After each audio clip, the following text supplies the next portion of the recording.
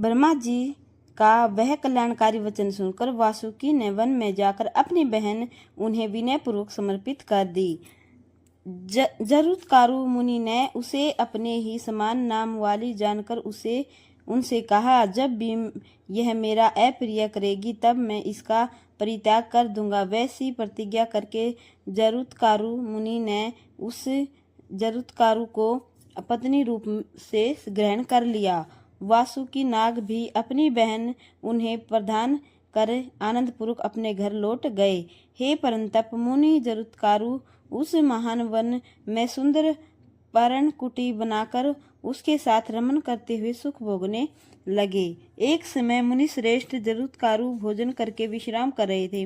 वासुकी की बहन सुंदरी जरुत्कारू भी वहीं बैठी हुई थी। मुनि ने उससे कहा, हे कांते, तुम मुझे किसी भी प्रकार जगाना मत। उस सुंदर दांतों वाली से ऐसा कहकर वे मुनि सो गए।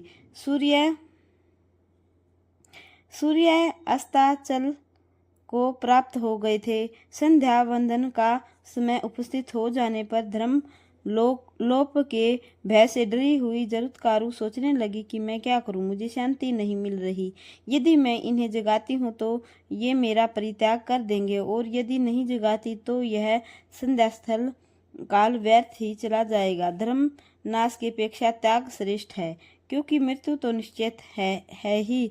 धर्म के नष्ट होने पर मनुष्य को निश्चय ही नरक में जाना पड़ता है। ऐसा निश्चय करके उस स्त्री ने उन मुनि को जगाया और कहा कि हे सुवर्त, उठिए उठिए, अब संध्या काल भी उपस्थित हो गया है। जगने पर जरुत्कारू ने क्रोध होकर उससे कहा, अब मैं जा रहा हूँ, और मेरी निद्रा में विघ्न डालने वाली तुम अपने भाई वासुकी के घर चले जाओ। मुनि के ऐसा कहने पर भय से कांपती हुई उसने कहा, हे महातेजस्वी, मेरे भाई ही ने जिस प्रयोजन से मुझे आपको सौंपा था वह प्रयोजन अब कैसे सिद्ध होगा।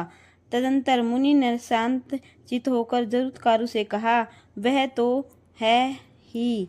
इसके बाद मुनि के द्वारा परिव्यक्त वह कन्या वासुकी के घर चली गई।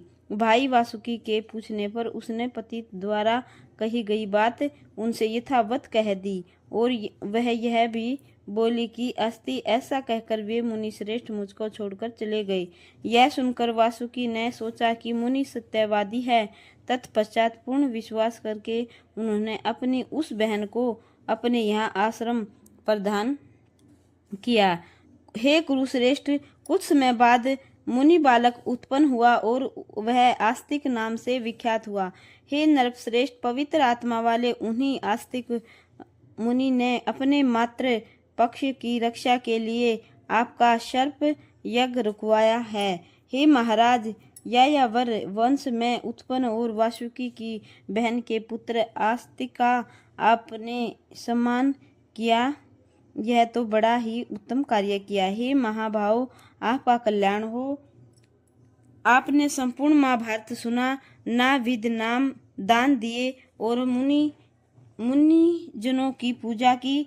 हे भूप श्रेष्ठ, आपके द्वारा इतना महान पुण्य कार्य किए जाने पर भी आपके पिता स्वर्ग को प्राप्त नहीं हुए, और न आपका संपूर्ण कुल ही पवित्र हो सका। अतः हे महाराज जन्मेजय, आप भक्ति भाव युक्त होकर देवी भगवती के एक विशाल मंदिर का निर्माण कराइए, जिसके द्वारा आप समस्त सिद्धों को प्राप्त कर लेंगे।